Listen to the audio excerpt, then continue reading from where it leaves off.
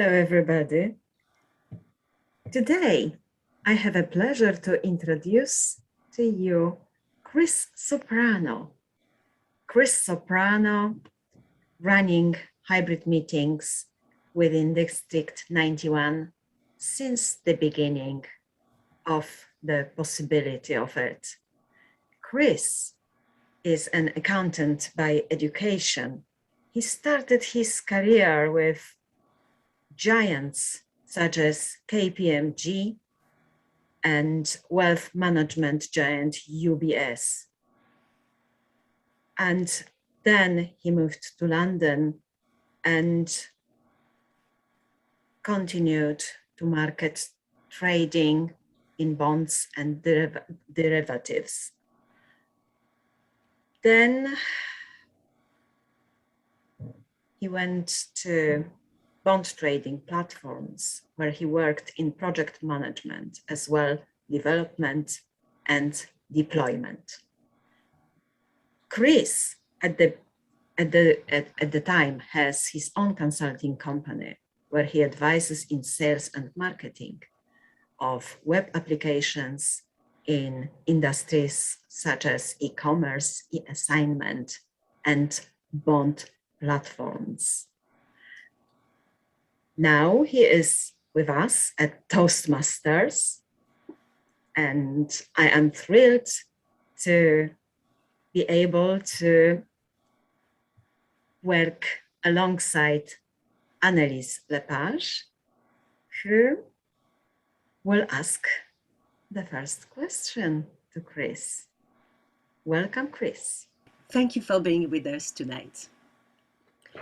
So Chris, tell us, why did you get interested in hybrid meeting first? We wanted to give our members a choice. As being on the executive committee, we did not want to dictate to our members the way that they wanted to attend meetings. So, stating the obvious, doing the hybrid meetings would give them the option to join us online or in person. And we just thought over time that the club would naturally gravitate to what the members wanted. So we believe at Holborn Speakers that a very bottom-up approach to the way the meetings want to be run.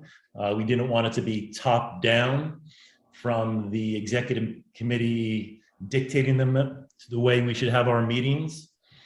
So with the optionality, we just thought there would be a natural progression on what suits people the best. And over the course of time, that they'll decide the way the meetings may be administered. And it could be any one of the three options, that the hybrid meetings will maintain the way they are now, or if people don't show up at our in-person venue, the Rugby Tavern, then we'll just go to online meetings. Or if people gravitate to in-person meetings and people don't go online, we can go that way. But to bring it full circle, the most important thing for us was to give the optionality to our members and have them decide. Thank you, Chris. I will leave Marta ask the second question to you. What has been your hybrid journey, Chris, so far? Well, to give a shameless plug to the Division 91 newsletter this month, we did put it in there if somebody wants to see a long version of it. But the short version for the purposes of this interview is that it started in the beginning back in May as the news was coming out of the pandemic, and the executive committee got together and put together a questionnaire. Off of the back of the questionnaire, it was determined that people would be interested in hybrid meetings. After that, we formed a hybrid committee. And the hybrid committee was very, very important. The hybrid committee was different than the executive committee because with the hybrid committee, the people that were involved in that were committed to actually going down to the pub and helping out. And it was very important in the beginning, before the technology, that people got down there early, because in the beginning we probably got down there an hour earlier to set up before the meeting, to try to see what worked out best. And then we started the process of having our first meeting. And we started with realistic expectations, which I think is very important as well, is the mindset of the club about the journey that you're going to go on, that to have confidence that you had online meetings, you did that very well in the past, that you've had in-person meetings, and now just combining two things that you know something about. So the most important thing for us was not to be intimidated by it, even though it was something new, and realize that it was going to start out small, and as people got more comfortable, that maybe more people would show up. So in the beginning, we had 2 or 3 people that would come to the meetings, and then it just grew and grew after that. And the way that we felt about it, we started very, very simple. We just started with somebody bringing in their own computer. And we were fortunate enough at the Rugby Tavern that they did have a projector and a screen. So we just started with that. And then after that, we would assess after every single meeting. Not only would we ask the people actually were at the meeting, but ask the people that went online what we could do to improve it. And so there was a little bit of investment involved in the sense of buying little things, also asked for donations, but we didn't want to get ahead of ourselves with equipment. So we just added things incrementally and grew into it. So we added things like a sound bar, and we added more lighting and things of that nature. So it was very important not to get ahead of ourselves. So in sum, I would say, starting with the executive questionnaire with a hybrid committee to contribute, and then starting small, having a good mindset about it, and then growing incrementally. Interesting. And was the first hybrid meeting session easier or more difficult than you expected, and why? Easier.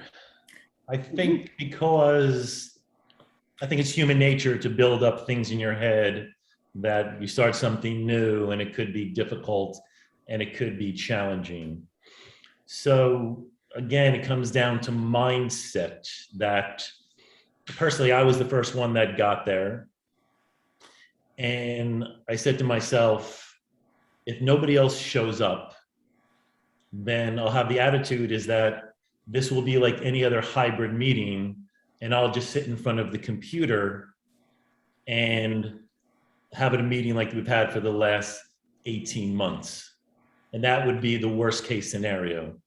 And if that was the worst thing that would happen, then that's not that bad. But I guess, again, we had about 2 or 3 people that did come in, and it worked out well. And the expectations did not come up to the reality that it would be more difficult than we thought. But what knowledge have you gathered? What knowledge have you gathered when you started that first hybrid meeting since then? I think there's 2 things. It's not knowledge, but realizing what I already knew, is that there is an element to Toastmasters, which is the human touch, and which is the networking effect. And you saw it with Toastmasters itself. When we went online, I believe internationally membership was down 30 or 40%. Mm-hmm. You saw it with sporting events, that people stopped watching sporting events when there was nobody in the crowd. And with movies went straight to streaming, and people wouldn't go to movies. And the reason that people stopped doing it, because they didn't have that collective experience of being with other people. So when we have people back in the room now and you feel that energy, it's the same thing with the sporting events and the movies, is that people want that collective experience. So I knew it going in, but I did realize it. Other things that you learn, it's probably more micro than macro. You, on a personal level, you learn how to run a hybrid meeting as a acting president and say for instance, a Toastmaster on the evening. You learn a new experience and how to conduct things. You realize that you have to talk to the crowd and then teach the camera just as another person. And then you need to administer and call on people online and then in person as well. So to navigate that, it was more personal knowledge rather than the nuts and bolts of hooking a computer to a projector to mirror the Zoom on your computer onto there, or hooking up a sound bar. So that in retrospect was kind of an easy part of it. The more acquired knowledge was the actual running a meeting, so to speak. Mm. So it was a way to learn a new way to run a meeting, clearly, yeah. It's all about, like Toastmasters, you're learning new skills. Yeah. Is there a specific things that did really a difference? If you can say one single thing that made a difference in your experience. One thing that made a difference? Mm-hmm. For us, it was guests coming in off of the street, so to speak. Yeah.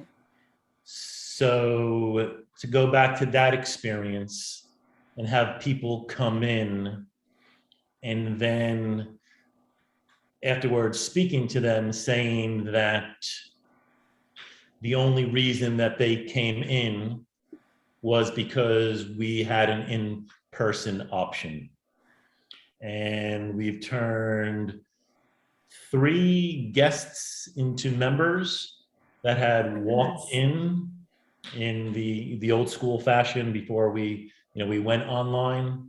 So in a sense, that has been the most rewarding experience, because I'm not going to lie to it, it was a lot of hard work, the organization and planning of doing hybrid meetings. And the payoff was the people to walk in and say those words, the only reason I came, the only reason I'm joining is we're here in person. So it was worth the hard work when you see new members come in and then start contributing to the club. That sounds fabulous. But is there anything that you would do differently, knowing all that you did?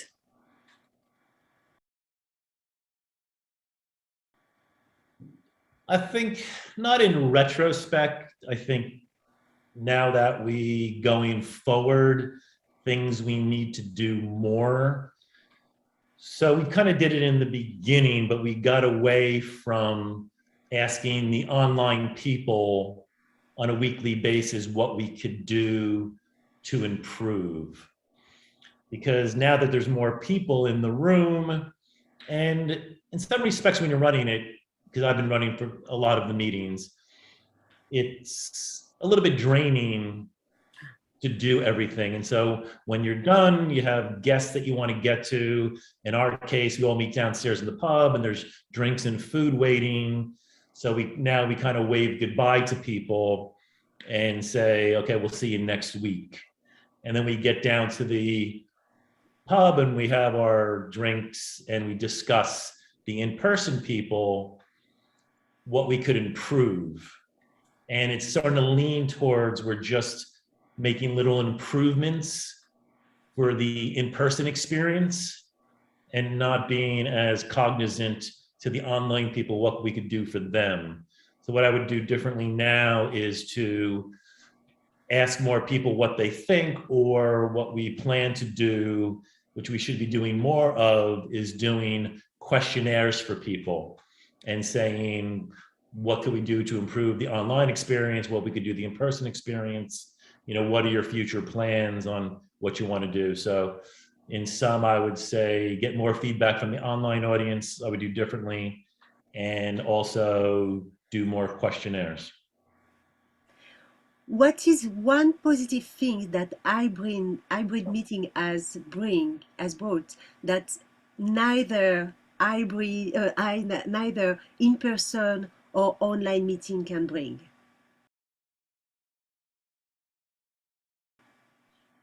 I think just what I alluded to before. I mean, it's, in a sense, hybrid is just two meetings in one. It's, if you're online, you have your online experience. It's no different than really that you're watching it at home. So for the people at home, they're really not doing anything. They're just looking at their screen. It's a different experience for the people that are going in person, because they're, for the most part, used to just a in-person meeting. And now they have to negotiate the online people, especially, for instance, people like Table Topic Master, and to be, pick people that that are pick people that are online and make sure that that they get involved. So I think it's the only thing that is different is the experience for somebody that's there. It's different, and like I alluded to earlier, that they are learning, in my opinion, at least they're learning new skills, and the feedback that we're getting from the people that are going is that they've enjoying the experience of the hybrid. Yeah, and we are all here to learn. That's good. What is your best hybrid experience so far? Besides having, as I mentioned, guests come in off the street that became members, and the reason that they became members is that we were actually there. I would say our best experience was this past Tuesday, when we had our most in-person people, which was 12. Oh, wow. And like I said, it incrementally has gotten more and more. And it's a little bit of a nuance, maybe hard to explain, but what we were doing is that we had the lectern on the side of the stage, and then kind of had everybody in one side of the room so you could see it. And this time, because there were so many people, we couldn't fit on one side. We went back to the stage where it wasn't in person. So we put the speaker was right in front of the room, in the middle of the row. And there were people on both sides. And it just felt like we were back in person. You would sit there and you'd have to swivel your head and look back to people to get eye contact. And the online was just more additive than it was a focus, if you will. So I'm very nostalgic about the in-person. So that's actually one thing I want to say. One of the challenges that we have personally is that, to the people that are driving it, which is myself and the hybrid committee, is that you have to put your personal biases to the side about how you want to run the meeting. So, my inclination, because I've been at Toastmasters for 3 years, I would love to see everybody back in person, but I can't let my personal preferences influence the way the direction of the club goes. Back to the original question, all we want to do is give people the options to do it. So again, that's my best personal experience, because I'm a traditionalist when it comes to Toastmasters. You might ask other people from our club what their best experience is, and it could be different in an online person, but mine, because it seems that this last week is that we kind of got over the hump of the momentum of drawing people back into the in-person meetings and try to have an equilibrium between number of people online and the number of people that are there in person. And what would you say is your biggest challenge yet to be solved?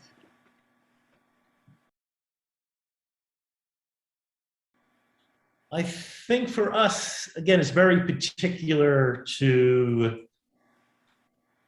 Holborn Speakers. I think every club will be different, is trying to give the people online an in-the-room experience. So to feel that they're in the room. And for us, it's simple things like lighting, where we have a challenge where you want the room light enough where people at home can see the people in the room, yet if it's too light, that the people in the room can't see the projection on the screen. So that's been a challenge in playing around with the lighting as well. I think our challenge has been not having a Zoom master, as you realize that is very important to the meetings, where you really should have somebody changing the view on the Zoom in the room from gallery view to speaker view. So when somebody has the stage in person, they prefer to have the gallery view so they can see the people on the screen and see the people who's online. But after that, if somebody's speaking at home, for the projection, you want to go to the speaker view so everybody in the room can just see the speaker, especially the evaluators, so they can see facial expressions and things like that. So to have a Zoom master to manage that, but also things like pinning the timekeeper to efficient meetings. So I think that has been a challenge, that we haven't had a Zoom master, and realizing that that's a very important part of this. Yeah, of course. And what advice would you like to give to people afraid of experimenting with hybrid meetings? I would just say persevere. If that's what you want to do, then it doesn't happen overnight. That you have to realize that we're still in a pandemic. And if you have 20 people in your club, is that you're going to have 20 different risk tolerances when it comes to the pandemic. And you really don't know until you start the process that there are people that just aren't going to show up in person because of their risk tolerances. So don't feel that your hybrid process isn't paying off because some people won't show up. Don't be disheartened by it. But you'll see over the course of time, and we find it's kind of following what's happening in the society, so to speak, that now that it's September, that the offices are back.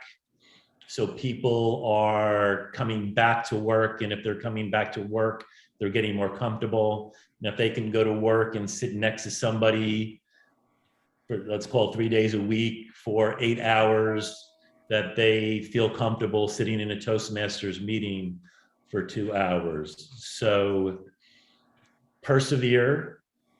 There will be bumps in the road.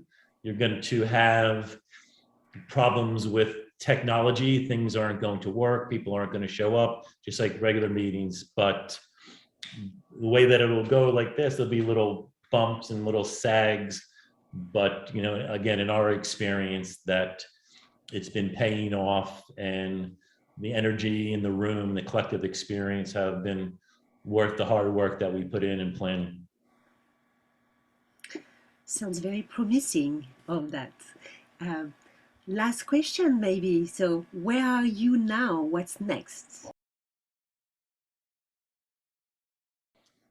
What's next, I think, is we have the base down, and it's just crossing T's and dotting I's on how much we want to invest in improving the experience.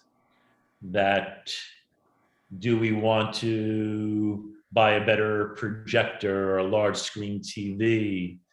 Do we want to buy a computer so we don't have to rely on somebody bringing a computer? Do we want to get a mics in the room so you can maybe hear a little bit better, so things like evaluators don't have to go to the front of the room, or guests don't have to go to the front of the room when they speak? Traditionally they just speak in their chairs. So more than anything, it's just technological tweaking to the process, and just coming up with innovative ways to administer the meeting when it comes down to voting and giving feedback and things like that, that we are constantly evolving and taking. So I think we've done the hard work, and I think that we have gotten over the hump, so to speak, and proven that hybrid can be successful as long as you have the commitment to it. And I think it's, again, I mean, going back to, I don't know what happens next week. The people of the club will vote with their participation which way it goes.